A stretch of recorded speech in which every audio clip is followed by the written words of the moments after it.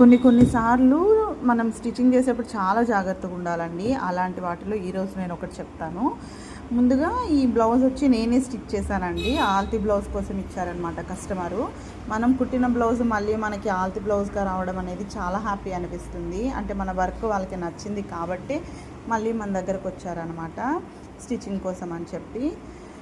So ఇది ఆల్తి blouse. Main blouse అయితే చూపిస్తాను. ఇదనమాట. ఇది చూసారా మిర్రర్స్ ఎంత, ఇవి మిర్రర్స్ రియల్ మిర్రర్ అనమాట. నేను మీకు చూపిస్తా చూడండి. ఫుల్గా కూడా అతికించలేదు చూడండి, మధ్యలో గమ్ పెట్టి వదిలేశారు ఇలా. ఇక్కడంతా చూడండి, నెక్ దగ్గర అంతా ఎన్ని మిర్రర్స్ తీయాల్సి వచ్చిందో. నెక్ వచ్చి వాళ్ళు ఇంతే ఇచ్చారు మనకి, ఒక 4 ఇంచెస్ నెక్ అంతే. ఇవంతా తీసి నేను మళ్ళీ పైపింగ్ పెట్టి కుట్టానండి.